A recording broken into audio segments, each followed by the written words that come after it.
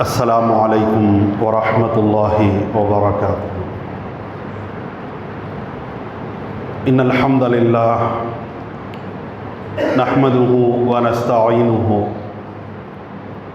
من يهده الله فلا مضل له ومن يضلل فلا هادي له وأشهد أن لا إله إلا الله وحده لا شريك له وأشهد أن محمدًا عبده ورسوله أما بعد فأعوذ بالله من الشيطان الرجيم بسم الله الرحمن الرحيم إنا أعطيناك الكوثر فصل لربك وانحر إن شانئك هو الأبتر. اللهم صل على محمد وعلى آل محمد كما صليت على إبراهيم وعلى آل إبراهيم إنك حميد مجيد. اللهم بارك على محمد وعلى آل محمد كما باركت على إبراهيم وعلى آل إبراهيم إنك حميد مجيد. கண்ணியத்திற்கும் மாண்பிற்கும் உரிய எல்லாம் வல்ல அல்லாஹ்வின் நல்லடியார்களே, அல்லாஹ்வுடைய பேரருளால் சிறப்புமிகு ஜும்ஆவுடைய இந்த தினத்திலே மகத்துவம் வாய்ந்த ஜும்ஆ தொழுகையை நபி வழியில் நிறைவேற்றிட வேண்டும் என்பதற்காகவும் இந்த ஜும்ஆ நிகழ்வின் ஒரு அங்கமாக இருக்கும் இந்த ஜும்ஆ உரையை செவிமடுத்து விழிப்புணர்வையும் ஈமானிய புத்துணர்வையும் பெற வேண்டும் என்ற ஒரு உயரிய நோக்கத்தோடு அல்லாஹ்வுடைய பள்ளியை நோக்கி நாம் அனைவரும் வருகை புரிந்திருக்கின்ற இந்த சமயத்திலே ஜும்ஆவுடைய முன்னுரையில் நான் உங்களிடத்திலே வாசித்து காட்டிய அருள்மறை குர்ஆனுடைய அந்த அத்தியாயமும் அதிலே இடம்பெற்றிருக்கக்கூடிய வசனங்களும் நாம் அனைவரும் நன்கு அறிந்திருக்கின்ற, நமக்கு நன்கு பரிச்சயமான, நாம் அனைவரும் அதிகம் ஓதுகின்ற குர்ஆனுடைய சூரத்துல் கௌசர் என்ற 108வது அத்தியாயத்தினுடைய வசனங்களை தான் நான் உங்களிடத்திலே வாசித்து காட்டினேன். அல்லாஹ் ரப்புல் ஆலமீன் அந்த அத்தியாயத்திலே இடம்பெறக்கூடிய சின்னஞ்சிறிய அந்த வசனங்கள் வாயிலாக குறிப்பிடுகிறான். பிஸ்மில்லாஹிர் ரஹ்மானிர் ரஹீம், அளவற்ற அருளாளன் நிகரற்ற அன்புடையோன் அல்லாஹ்வுடைய திருநாமத்தை கொண்டு. இன்னா அஅதைனாக்கல் கௌசர், தூதரே முஹம்மதே உமக்கு நாம் கௌசரை வழங்கி இருக்கிறோம். ஃபஸல்லி லிரப்பிக வன்ஹர், எனவே உமது இறைவனுக்காக நீங்கள் தொழுங்கள், இன்னும் அறுத்து பலியிடுங்கள், குர்பானி கொடுங்கள்.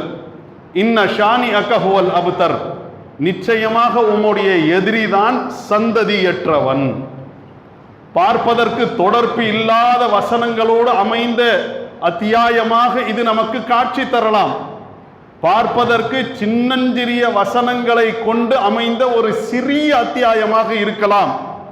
ஆனால் இது சொல்லக்கூடிய கருத்து என்பது ஒன்றோடு ஒன்று ஆழமான தொடர்பு உள்ளதாகவும் ஆழமான கருத்தை கொண்டதாகவும் அழுத்தமான தகவலை நமக்கு சொல்லக்கூடியதாகவும் இருக்கிறது என்பதை தான் இன்றைய இந்த ஜும்மா வாயிலாக நாம் அனைவரும் அறிந்து கொள்ளவிருக்கின்றோம். பார்ப்பதற்கு சின்ன சூரா, நாம் அனைவரும் இந்த சூறாவை ஒவ்வொரு தொழுகையிலையும் பயன்படுத்தக்கூடியவர்களாக இருக்கிறோம். அர்த்தத்தை அறிந்து ஓதினோமாக என்பதுதான் கேள்வி. ஆக அப்படிப்பட்ட அந்த அத்தியாயம் எவ்வளவு மகத்தான விஷயத்தை நம்மிடத்தில் இருந்து எதிர்பார்க்கிறது என்பதை இன்றைய இந்த ஜும்மா வாயிலாக நாம் அறிய வேண்டும். அல்லாஹ் ரப்புல் ஆலமீன் எந்த அத்தியாயத்தை நமக்கு ஒரு அருளாக கொடுத்திருக்கிறானோ அது மகத்தான தகவல்களை சுமந்து கொண்டதாக இருக்கிறது. நபிகள் நாயகம் ஸல்லல்லாஹு அலைஹி வஸல்லம் அவர்களுடைய காலத்திலே நடந்த இந்த அத்தியாயம் இறக்கப்பட்ட அந்த ஆரம்ப நிகழ்வை அனஸ் இப்னு மாலிக் ரலியல்லாஹு அன்ஹு அவர்கள் அறிவிக்கிறார்கள். செய்தி சஹீஹ் முஸ்லிம்ல ஆதாரபூர்வமாக பதிவு செய்யப்பட்டிருக்கிறது. பைனா ரசூலுல்லாஹி ஸல்லல்லாஹு அலைஹி வஸல்லம் ذات يوم بين ظهورنا, அல்லாஹ்வுடைய தூதர் ஸல்லல்லாஹு அலைஹி வஸல்லம் அவர்கள் தமது பள்ளிவாசலிலே ஒரு நாள் நமக்கு மத்தியிலே அமர்ந்திருந்தார்கள். அந்த சமயத்திலே இது அஃபா இஃபாதன், சிறிது நேரம் உறங்கி விட்டார்கள், கண்ணயர்ந்து விட்டார்கள். உட்கார்ந்துகிட்டு தான் இருக்கிறாங்க, அமர்ந்திருந்தவர்கள் அப்படியே தலையை சாய்த்து சிறிது நேரம் கண்ணயர்ந்து விட்டார்கள். சிறிது நேரம் செல்கிறது. சும்ம ரஃபஅ ரஅஸஹு முதபஸ்ஸிமன், சிரித்தவர்களாக தம்முடைய தலையை உயர்த்துகிறார்கள். தலையை உயர்த்திவிட்டு அல்லாஹ்வுடைய தூதர் ஸல்லல்லாஹு அலைஹி வஸல்லம் அவர்கள் தம்முடைய தோழர்களை அணுகிய அந்த சமயத்திலே தோழர்கள் கேட்கிறார்கள், மா வஹக்கக யா ரசூலல்லாஹ், அல்லாஹ்வுடைய தூதரே கொஞ்ச நேரம் படுத்து தூங்கிட்டீங்களே, என்ன நல்ல மெத்த சாப்பிட்டு விட்டு வந்தீர்களா என்று கேட்கல. அநாகரிகமான விதத்திலே தம்முடைய அந்த கேள்வியை அமைக்காம, அல்லாஹ்வுடைய தூதரே சிரித்தவர்களாக தலையை உயர்த்தினீர்களே, உங்களுடைய சிரிப்பின் காரணம் என்ன, ஏன் நீங்கள் சிரித்தீர்கள் என்று நபிகள் நாயகம் ஸல்லல்லாஹு அலைஹி வஸல்லம் அவர்களிடத்திலே அவ்வளவு அழகிய அந்த வடிவத்திலே கேள்வியை எழுப்புகிறார்கள். உடனே நபிகள் நாயகம் ஸல்லல்லாஹு அலைஹி வஸல்லம் அவர்கள் கேட்ட அந்த கேள்விக்கு பதிலளிக்கிறார்கள். உன்சிலத் அலைய ஆனிஃபன் சூரத்துன், ஏதோ எனக்கு என்னிடத்திலே இதோ சிறிது நேரத்திற்கு முன்னால் என் மீது ஒரு சூரா இறக்கப்பட்டது, ஒரு அத்தியாயம் இறக்கப்பட்டது, சில வசனங்களை கொண்டு அமைந்த அத்தியாயம் இறக்கப்பட்டது. அந்த அத்தியாயம் காரணமாக அது சொல்கின்ற தகவல் தான் எனக்கு மகிழ்ச்சியை தந்தது, அதை தான் நான் சிரிப்பாக வெளிப்படுத்தினேன் என்று சொல்லிவிட்டு இந்த சூறாவை வாசித்து காட்டுறாங்க. பிஸ்மில்லாஹிர் ரஹ்மானிர் ரஹீம், அளவற்ற அருளாளன் நிகரற்ற அன்புடையோன் அல்லாஹ்வுடைய திருநாமத்தை கொண்டு, இன்னா அஅதைனாக்கல் கௌசர், தூதரே முஹம்மதே உமக்கு நாம் கௌசரை பரிசாக வழங்கினோம்.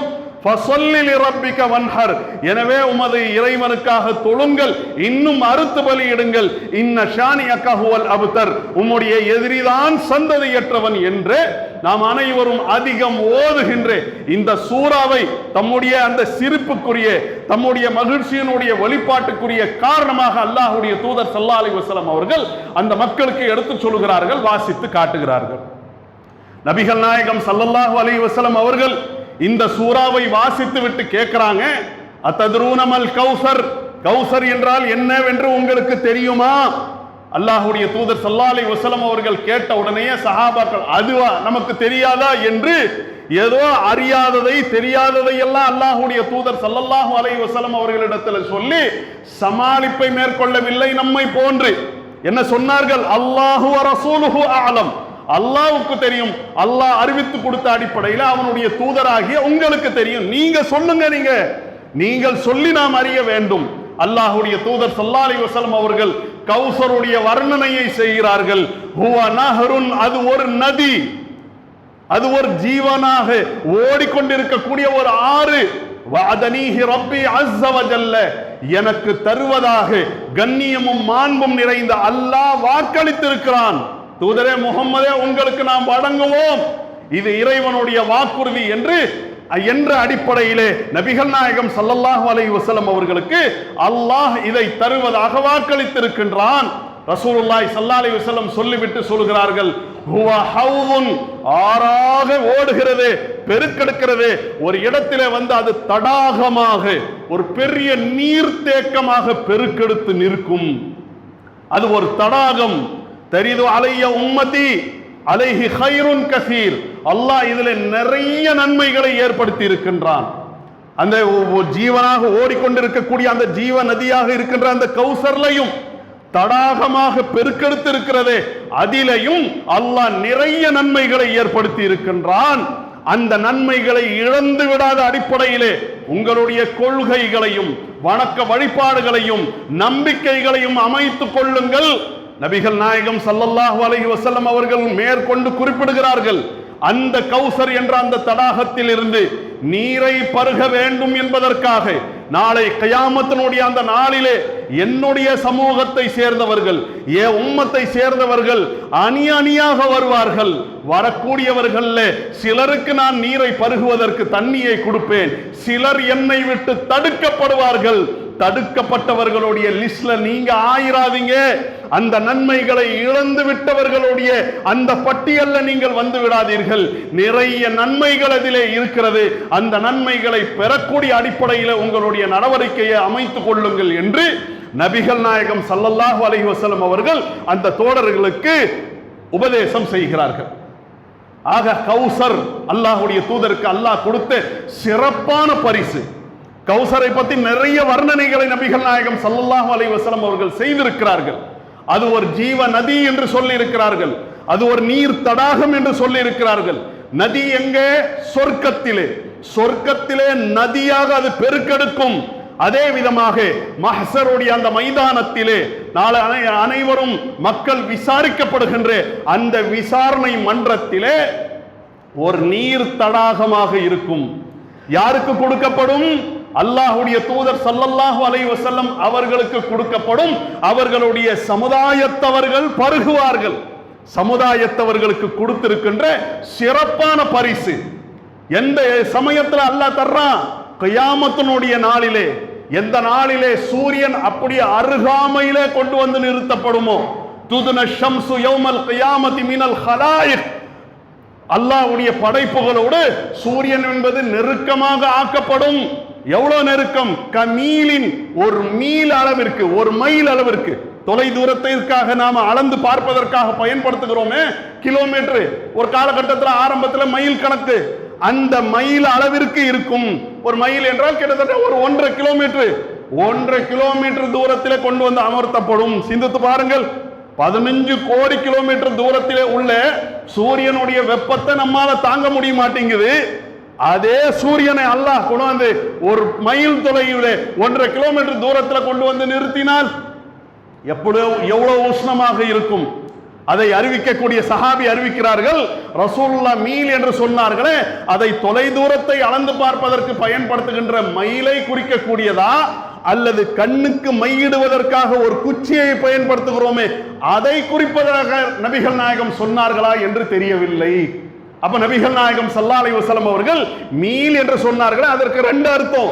1 கிலோமீட்டர் கணக்கிலே அளந்து பார்ப்பதற்கு பயன்படுத்துகின்ற அதையும் குறிக்கும். அதே விதமாக கண்ணிலே சுர்மா இடுவதற்காக, மையிடுவதற்காக பயன்படுத்துகின்ற குச்சி. அந்த குச்சி என்ன? 1000 மீட்டர் தூரத்தை 1000 மீட்டர் அளவு கொண்டதாக இருக்குமா? இல்ல, சின்னதா இருக்கும்.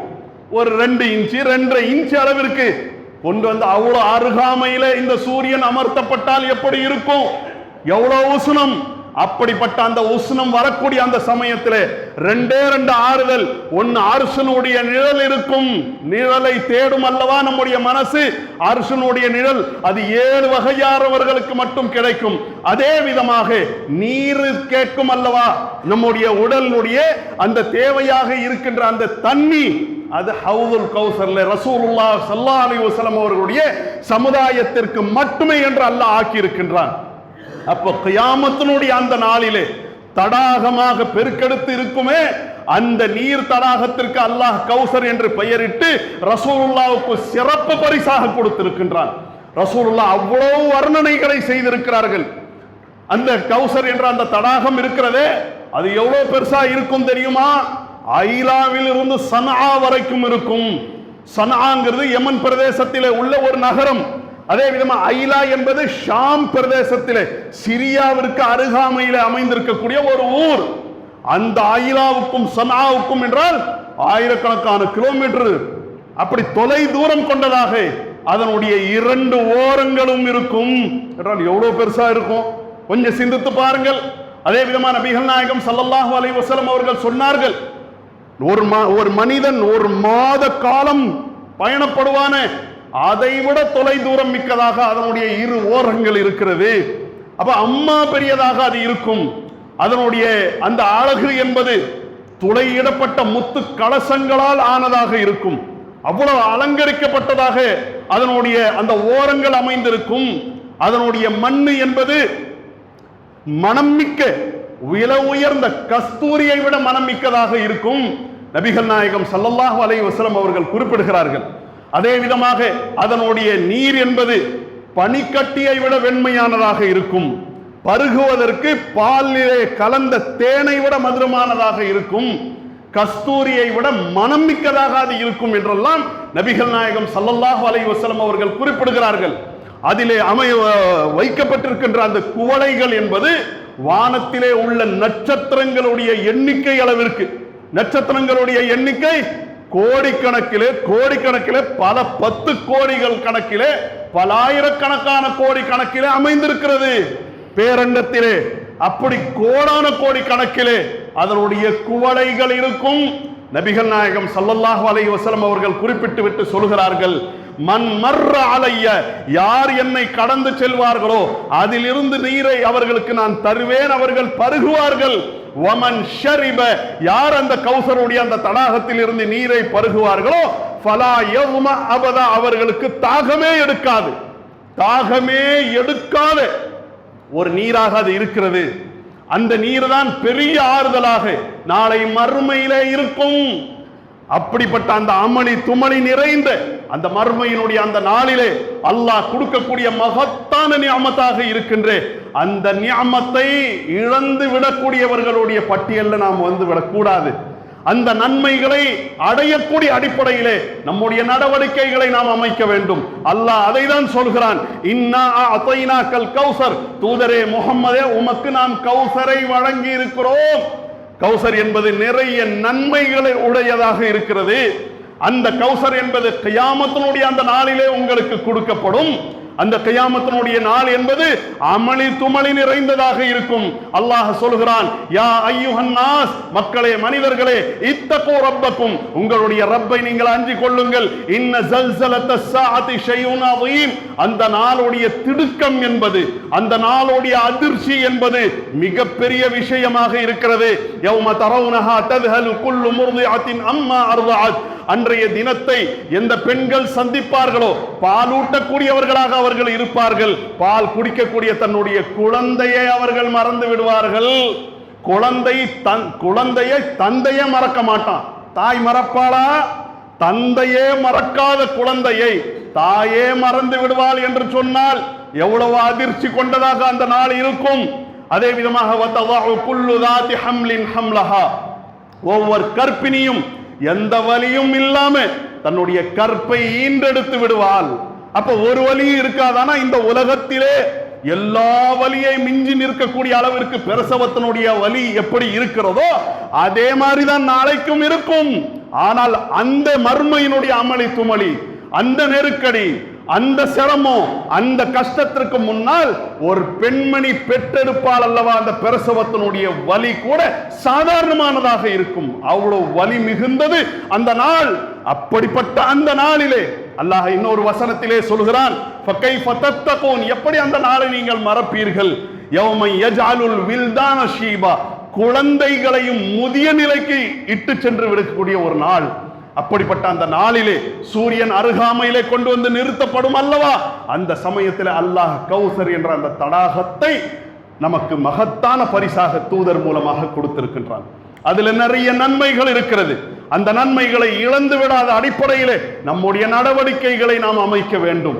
அப்படிப்பட்ட அந்த அந்த மறுமையினுடைய அந்த பரிசு சம்பந்தமாகத்தான் நபிகள் நாயகம் ஸல்லல்லாஹு அலைஹி வஸல்லம் அவர்கள் இறுதியாக அவர்கள் போதிக்கிறார்கள். என்ன சொன்னார்கள் தெரியுமா?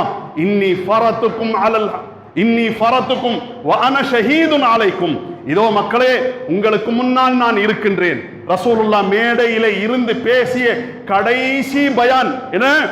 உங்களுக்கு மத்தியிலே நான் இருக்கின்றேன், உங்களுக்காக நான் தான் முந்தி நாளை மறுமையிலே செல்லக்கூடியவனாக இருக்கிறேன். வ அன ஷஹீதுன் அலைக்கும், உங்களை நான் எதிர்பார்த்து கொண்டிருப்பேன். எங்கே எதிர்பார்ப்பேன்?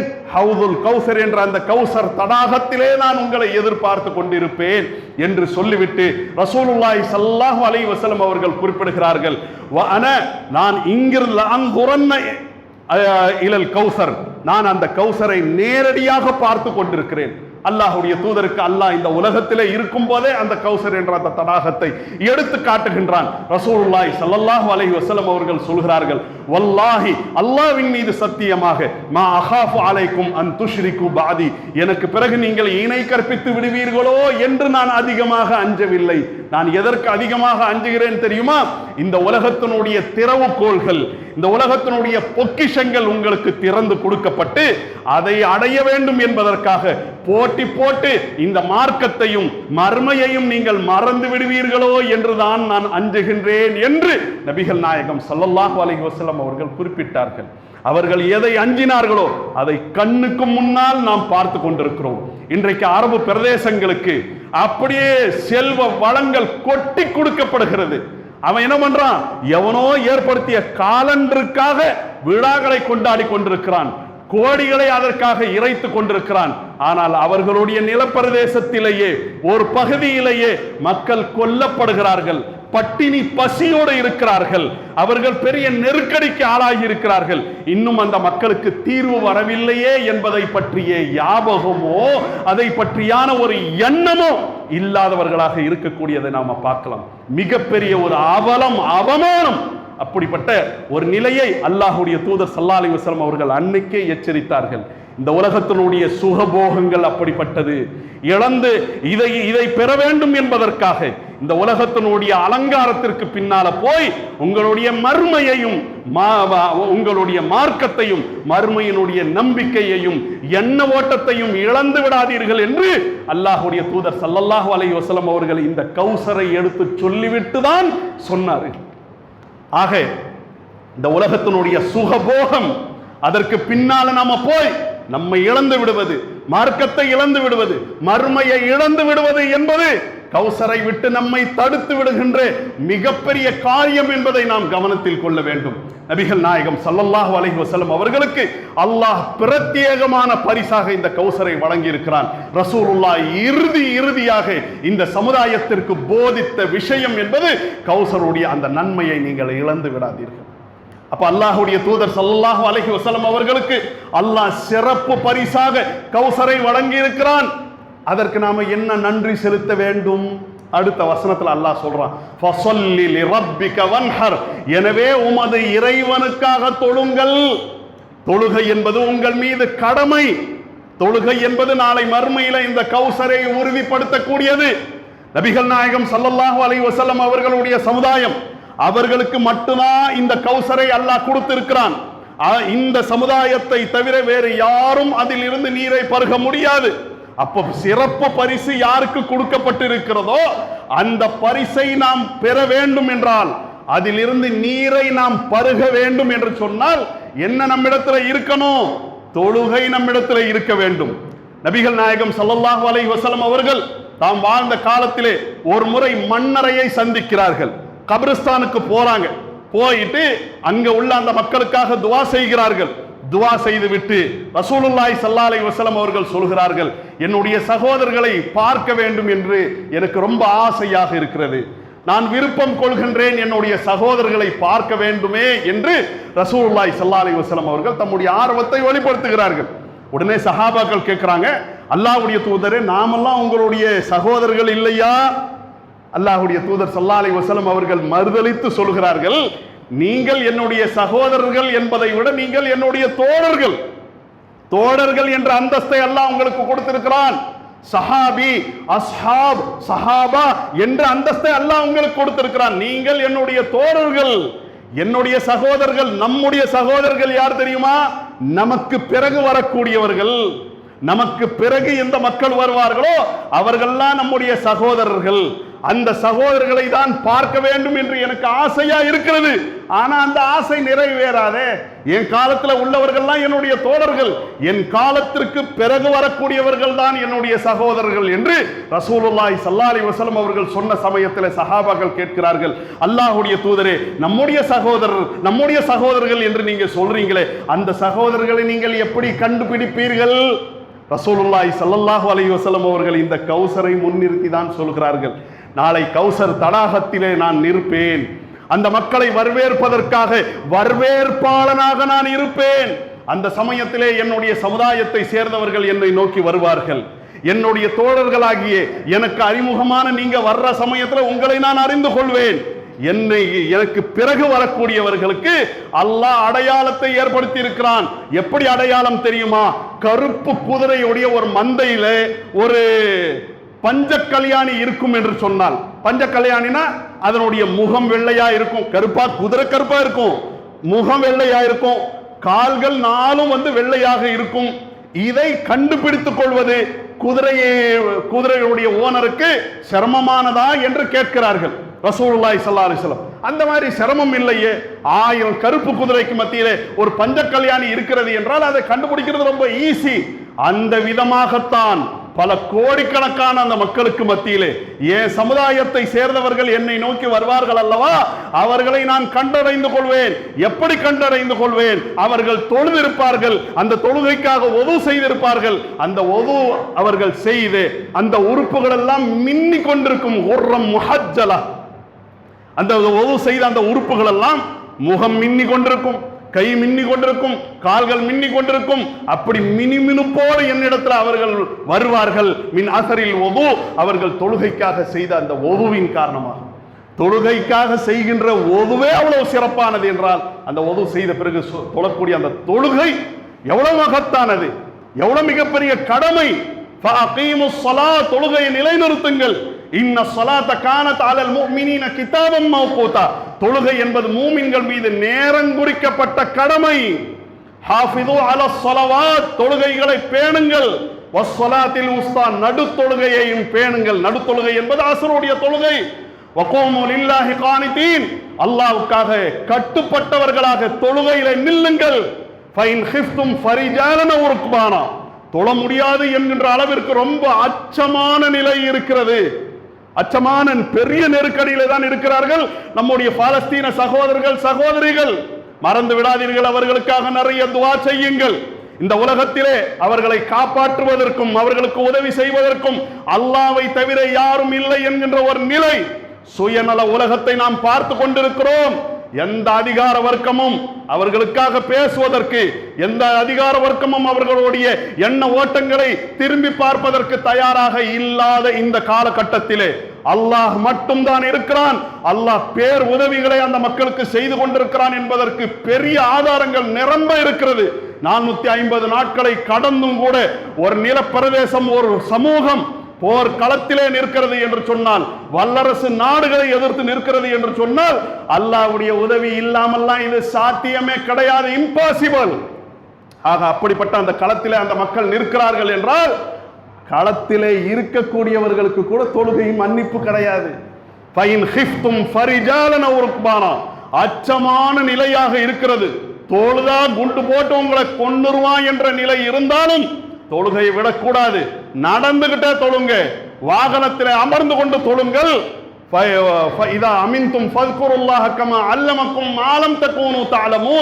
எப்பொழுது நீங்கள் அபயத்தை அடைந்து விட்டீர்களோ, அச்சமற்ற, அதாவது அச்சமான அந்த நிலை உங்களை விட்டு நீங்கி விட்டதோ, அச்சமற்ற நிலையை அடையும் போது தொழுகையை நிலைநிறுத்துங்கள் என்று அல்லாஹ் சொல்கிறான். போர்க்களத்திலேயே தொழுகை மன்னிப்பு இல்லைன்னா படுக்கையில நமக்கு மன்னிப்பு வந்துருமா? போர்க்களத்திலேயே நமக்கு தொழுகை மன்னிப்பு இல்லை என்றால், நம்முடைய அலுவலகத்தில் நாம இருக்கிறோங்க, நம்ம ரொம்ப பிஸிங்க என்பதற்காக தொழுகையை விடலாமா? ஆக கௌசர் என்றால் தடாகத்தில் இருந்து நீரை நாம் பருக வேண்டும் என்று சொன்னால் தொழுகை நம்மிடத்தில் இருக்க வேண்டும். யாருக்காக தொழ வேண்டும்? அல்லாஹ்வுக்காக தொழ வேண்டும்.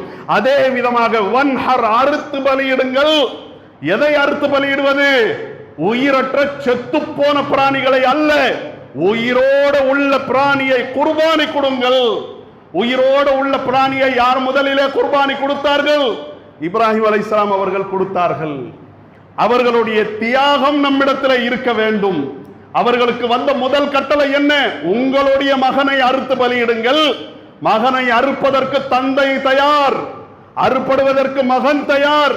எவ்வளவு பெரிய தியாகம்! கொஞ்சம் நினைச்சு பாருங்க. அல்லாஹ் நமக்கும் ஜெனரேஷனை கொடுத்திருக்கிறான், நமக்கு மகனை கொடுத்திருக்கிறான், மகளை கொடுத்திருக்கிறான். அறுத்து பலியிடுங்கள். இறை கட்டளை வந்தால் நிறைவேற்றுமா? நிறைவேற்ற மாட்டோம். நிறைவேற்றுவதற்கு அந்த மனிதர், அந்த மாமனிதர் இப்ராஹிம் அலைஹிஸ்ஸலாம் அவர்கள் முன் வந்தார்கள். எவ்வளவு பெரிய தியாகம்! அப்படிப்பட்ட அந்த தியாகம் உங்களிடத்தில் இருக்க வேண்டும். இந்த தொழுகையை எந்த கொள்கை சொல்லுகிறதோ அந்த கொள்கைக்காக எவ்வளவு பெரிய தியாகத்தையும் நீங்கள் மேற்கொள்ள வேண்டும். மேற்கொண்டு தொழுகை உங்களிடத்தில் இருக்கும் என்றால், குர்பானி உங்களிடத்தில் இருக்கும் என்றால், நேரம் முடிகிறது. ஒத்த வார்த்தையில குர்பானி அல்லாஹ் கொடுக்குமாறு சொன்னானே, குர்பானியை நாம் தருகிறோமே எதற்காக? அல்லாஹ்வுக்கு. என்னப்பா வருஷமெல்லாம் வெஜ்ஜா நான் சாப்பிட்றேன், இந்த நாட்கள்லயாவது எனக்கு நான்வெஜ்ஜை கொடுங்க என்பதற்கா? அல்லாஹ்வுக்கு நம்முடைய கறி தேவையா? நம்முடைய பிராணி தேவையா?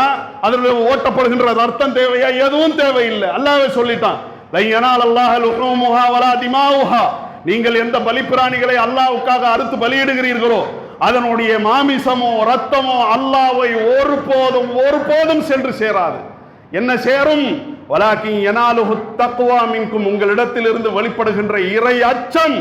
இறைவா, நீ எஜமானன், நான் உன்னுடைய அடிமை, உன் கட்டளை இதோ இந்த பிராணியுடைய கழுத்துல நான் கத்தியை வைக்கின்றேன், இதே உன்னுடைய கட்டளை இருக்கும் என்றால் மாத்தி என் கழுத்துல வைப்பதற்கும் நான் தயங்க மாட்டேன் அதான் தியாகம்.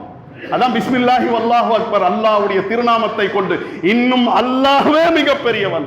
அப்படிப்பட்ட அந்த தியாக உணர்வு நம்மிடத்தில் இருக்க வேண்டும். தியாகம் செய்ய வேண்டும். அப்படியான அந்த தியாகம் நம்மிடத்தில் இருக்கும் என்றால், குர்பானி இருந்தால், தொழுகை இருந்தால், அந்த கௌசரில் இருந்து நீரை அல்லாஹ்வுடைய தூதர், எந்த தூதர் நமக்காக அதிகம் கவலைப்பட்டார்களோ, அதிகம் சிரமங்களை மேற்கொண்டார்களோ, நெருக்கடிகளுக்கு ஆளானார்களோ, அப்படிப்பட்ட அந்த தூதருடைய திரு கரங்களில் இருந்து நீரை வாங்கி பருகக்கூடிய மகத்தான பாக்கியம் உள்ளவர்களாக நாம் திகழ்வோம். ஆக நேரம் முடிகிறது. 2 வசனம் தான் முடிஞ்சிச்சு. இன்னா அதைனாக்கல் கௌசர், தூதரே உங்களுக்கு நாம் கௌசரை வழங்கி இருக்கிறோம். ஃபஸல்லி லிரப்பிக வன்ஹர், எனவே உம்முடைய இறைவனுக்காக தொழுங்கள், இன்னும் அறுத்து பலியிடுங்கள். இன்ன ஷானியக ஹுவல் அப்தர், உங்களுடைய எதிரிதான் சந்ததியற்றவன். பார்ப்பதற்கு தொடர்பு இல்லாத வசனத்தை போன்று இருக்கிறது. எவ்வளோ ஆழமான தொடர்பு! இன்ஷா அல்லாஹ் 2வது உரையின் வாயிலாக நாம் அறியலாம்.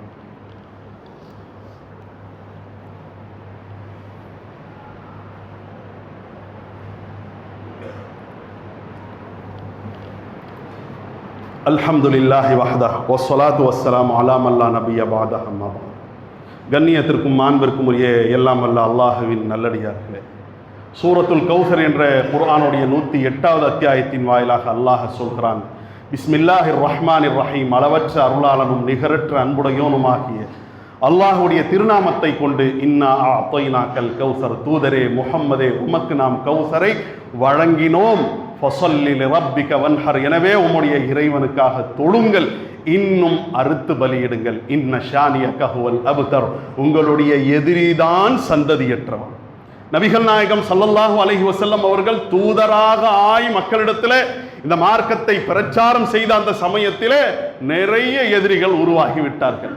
அபூலஹபில் இருந்து நிறைய எதிரிகளை நீங்கள் பட்டியலிடலாம். அபூலஹபு, அபூஜஹல், உத்பா, ஷைபா, கஅப் இப்னு அஷ்ரஃப் என்று ஒரு பெரிய நீண்ட பட்டியலே இருக்கிறது. இவர்கள்லாம் குறைஷியுடைய தலைவர்களாக இருந்தார்கள். ஆதிக்க சமூகமாக அவர்கள் இருந்தார்கள். அப்படிப்பட்ட அந்த சமூகத்தை சுட்டி காட்டி அல்லாஹ் சொல்றான், இன்ன ஷானியக ஹுவல் அப்தர், தூதரே முஹம்மதே உம்முடைய எதிரியாக இருக்கிறானே இவன் தான் சந்ததியற்றவன், இவனுக்கு தான் ஜெனரேஷன் இல்லை என்று அல்லாஹ் சொல்றான். யாருக்கு இல்லைன்னு அல்லாஹ் சொல்றான்? அவர்களுக்கெல்லாம் ஜெனரேஷன் இருந்தது. அபூஜஹல் அல்லாஹ் அவர்களுக்கு பிள்ளைகளை கொடுத்திருந்தான். இன்னும் அல்லாஹ்வுடைய தூதருடைய எதிரிகளுக்கு சந்ததிகள் இருந்தார்கள். சந்ததி புள்ள குட்டி உள்ளவர்களை பார்த்து அல்லாஹ் சொல்றான், இவர்களுக்கு சந்ததி கிடையாது என்றால் எந்த சந்ததி? உடல் ரீதியா உள்ள சந்ததிகளை சொல்லல. நபிகள் நாயகம் ஸல்லல்லாஹு அலைஹி வஸல்லம் அவர்களை பார்த்து ஒரு விமர்சனம் வைத்தார்கள். அதற்கு தான் அல்லாஹ் பதில் சொல்றான். என்ன விமர்சனம் வைத்தார்கள்? எப்படியோ அடக்கிரணும் ஒடுக்கிரணும் என்பதற்காக பல திசைகளில் இருந்து பல திட்டங்களை கொண்டு நாம முயற்சி செய்கிறோம். ஆனா இந்த முகம்மதுடைய கொள்கை நாளுக்கு நாள் வளர்ந்து கொண்டே இருக்கிறது. அதன்பால் ஈர்க்கப்படக்கூடியவர்கள் எண்ணிக்கையில அதிகமாக ஆகிக் கொண்டே இருக்கிறார்களே என்று ஒரு கட்டத்திலே முயற்சி செஞ்சு செஞ்சு செஞ்சு செஞ்சு கையை பிசைந்து கொண்டு உட்கார்ந்தார்கள். என்ன ஒன்னும் செய்ய முடிய மாட்டேங்குது. சரி, ஒன்னும் கவலை இல்லைங்க. இந்த முகம்மது இவருடைய சந்ததிகள் யாரு? இவருக்கு அல்லாஹ் 2 ஆம்பளை பசங்களை கொடுத்தான். ஒன்னு காசிம், இன்னொன்னு இப்ராஹிம். சின்ன வயசுலயே அவங்க இறந்துட்டாங்க. இப்ப இருக்கிறதெல்லாம் யாரு? 4 பொம்பளை புள்ள. ஒன்னு ஜைனபு, ருக்கையா, உம்மு குல்சும், ஃபாத்திமா. 4 பொம்பளை புள்ள தானே. ஆம்பளை புள்ள இருந்தாதான் இவர் சொல்ற கொள்கை அவரும் எங்க சொல்ல ஆரம்பித்து விடுவாரோ என்று நாம் அஞ்சுவதற்கு. இருக்கிறதெல்லாம் பொம்பளை புள்ள. ஆக இவருடைய கொள்கை இவரோட முடிய போகிறது என்று அவர்கள் விமர்சனம் வைத்தார்கள். விமர்சனத்திற்கு தான் அல்லாஹ் பதில் சொல்றான், ஏன்னா நீ ஆம்பளை பையன் பொம்பளை புள்ள என்று சொல்லி கணக்கு போடுறிய, தப்பான கணக்காச்சு. கொள்கை அவருடைய கொள்கை இல்லையே, கொள்கை என்னுடைய கொள்கை அல்லவா. வஜஅலஹா கலிமத்தன் பாக்கியத்தன், முஹம்மது மூலமாக என் கொள்கையை கொடுத்திருக்கிறேனே தவிர முஹம்மதுடைய கொள்கையாக நான் ஆக்கவில்லை. ஆக இந்த கொள்கை என்னுடைய கொள்கை. முஹம்மது ஸல்லல்லாஹு அலைஹி வஸல்லம் அவர்களுக்கு பிறகு அவர்களுடைய சந்ததியில் இருந்து பிரச்சாரம் செய்வதற்கு ஆண் மக்கள் இல்லாவிட்டாலும் மற்ற ஆண் மக்கள் இதை பிரச்சாரம் செய்வார்கள், கொண்டு செல்வார்கள். காலம் கடந்து இந்த கொள்கை நிலைக்கும் என்று அல்லாஹ் ரப்பல் ஆலமீன் சொல்கின்றான். நீ போடுற அந்த தப்பு கணக்கு இங்க செல்லுபடி ஆகாது. உனக்கு அல்லாஹ் ஆம்பளை பிள்ளைங்களை கொடுத்து இருந்தாலும் உங்க கொள்கை நிலைக்காது. இந்த முகம்மதுக்கு பெண் பிள்ளைகள் இருந்தாலும் இவர் சொல்லக்கூடிய கொள்கைதான் நிலைக்கும் என்று அல்லாஹ் ரப்புல் ஆலமீன் சொல்வதற்காகத்தான் சொல்றான். இன்ன ஷானிஅக ஹுவல் அப்தர். முகம்மதே, உங்களுடைய எதிரிகளை நீங்கள் பார்க்கிறீர்கள், அவர்கள் ஆண் மக்களை பெற்று சந்ததி உள்ளவர்களாக இருந்தாலும் அவன் என்ன கொள்கையில இருக்கிறானோ அது சந்ததியற்ற கொள்கை. அவன் தன்னுடைய தகப்பனுடைய கொள்கையை பெருமையோடு சொல்லக்கூடிய அளவிற்கு அந்த கொள்கைகள் கிடையாது. உங்களுக்கு அல்லாஹ் பெண் மக்களை கொடுத்திருந்தாலும் உங்களுக்கு நீங்கள் சொல்லக்கூடிய இந்த கொள்கை தான் நிலைக்கும் என்று அல்லாஹ் ரப்புல் ஆலமீன் மகத்தான விஷயத்தை நமக்கு சொல்கின்றான். ஆக தன் புறத்தில் இருந்து அல்லாஹ் மகத்தான கொள்கையை, காலம் கடந்தும் நிலைத்து நிற்கக்கூடிய ஒரு கொள்கையை அல்லாஹ் நம்முடைய கரத்திலே கொடுத்திருக்கிறான். அந்த கொள்கையை நாம் கடைபிடித்து குர்பானியை கொடுத்து தியாகங்களை மேற்கொண்டு தொழுகை நம்மிடத்திலே இருக்கும் என்றால், தூதருடைய வழி நம்மிடத்திலே இருக்கும் என்றால் அந்த கௌசரில் இருந்து நமக்கு நீர் கிடைக்கும். இன்னா அஅதைனாக்கல் கௌசர். தூதரே முஹம்மதே, உங்களுக்கு நாம் கௌசரை வழங்கினோம். ஃபஸல்லி லிரப்பிக வன்ஹர். எனவே உங்களுடைய இறைவனுக்காக தொழுங்கள், இன்னும் அறுத்து பலியிடுங்கள். இன்ன ஷானிஅக ஹுவல் அப்தர். உங்களுடைய எதிரிதான் சந்ததியற்றவன். ஆக நீடித்த நிலையான கொள்கை அல்லாஹ் நமக்கு கொடுத்திருக்கிறான். அந்த கொள்கையை கடைபிடிக்குமாறு தான் இந்த சூரத்துல் கௌசர் என்று நாம் அதிகமாக ஓதுகின்ற, தொழுகையிலே பயன்படுத்துகின்ற அந்த சூரா நமக்கு சொல்லக்கூடியதாக இருக்கிறது என்ற மகத்தான தகவலை நாம் பெற்றுக்கொள்ள வேண்டும். இந்த மாதிரி சின்னஞ்சிறிய ஒரு சூறாவுக்குள்ளேயே இவ்வளவு கருத்து இருக்கும் என்று சொன்னால், குர்ஆனிலே அமைந்திருக்கக்கூடிய இன்ன பிற அத்தியாயங்கள், இன்ன பிற வசனங்கள் எவ்வளவு அழுத்தமான கருத்துக்களை சுமந்து கொண்டதாக இருக்கும் என்பதை நாம் கவனத்தில் கொள்ள வேண்டும். அந்த குர்ஆனோடு நம்முடைய நெருக்கத்தை நாம் அதிகம் பாராட்டக்கூடியவர்களாக இருக்க வேண்டும். குர்ஆனோடு தொடர்புள்ளவர்களாக, குர்ஆனை ஓதக்கூடியவர்களாக, குர்ஆனுடைய அர்த்தங்களை விளங்கக்கூடியவர்களாக, அதனுடைய விளக்கங்களை பெறக்கூடியவர்களாக, நம்முடைய வாழ்க்கையிலே நடைமுறைப்படுத்தக்கூடியவர்களாக நாம் இருக்க வேண்டும். அதனுடைய ஒரு சின்ன அங்கமாகத்தான் நம்முடைய இந்த பள்ளிவாசலுடைய நிர்வாகத்தின் சார்பாக எதிர்வரக்கூடிய திங்கள் கிழமையில் இருந்து வாரத்திலே 4 நாட்கள், திங்கள், செவ்வாய், புதன், வியாழன் 4 நாட்களுக்கு நம்முடைய இந்த பள்ளிவாசலுடைய மேல்தளத்திலே பெண்களுக்குரிய குர்ஆன் பயிற்சி வகுப்புகள் நடைபெறக்கூடியதாக இருக்கிறது. அந்த பயிற்சி வகுப்புகள் அந்த குறிப்பிட்ட அந்த நாட்களிலே பகல் 11 மணியிலிருந்து 12:30 மணி வரைக்கும் 1.5 மணி நேரம் நடக்கக்கூடியதாக இருக்கிறது. அதை பெண்கள் பயன்படுத்தி கொள்ளுமாறும், அதில் குர்ஆன் ஓத தெரிஞ்சவங்க, தெரியாதவங்க, பெரியவங்க, சிறியவர்கள் அனைவரும் அந்த வகுப்பை பயன்படுத்தி கொள்ளலாம். அதை நடத்துவதற்குரிய ஆசிரியரையும் நியமிக்கப்பட்டிருக்கிறார்கள். இதை பயன்படுத்தி கொள்ளுமாறு இங்கே வந்திருக்கக்கூடிய சகோதரர்களை, தம்முடைய குடும்பத்து பெண்களை அந்த நிகழ்விலே பங்கெடுக்க செய்யுமாறு அன்போடு கேட்டுக்கொண்டு, இந்த குர்ஆன் எவ்வளவு வலிமை மிக்கதாக இருக்கிறது, எவ்வளவு பெரிய ஒரு அறிவு ஆயுதத்தை நமக்கு கொடுக்கக்கூடியதாக இருக்கிறது என்பதை பற்றியான துணுக்குகளோடு அமைந்த அந்த வகுப்பினுடைய துவக்கமாக இன்ஷா அல்லாஹ் இன்று மாலை 5 மணியிலிருந்து ஒரு நிகழ்ச்சிக்கு ஏற்பாடு செய்யப்பட்டிருக்கிறது. பொதுவான நிகழ்ச்சியாக அது நடக்கும்.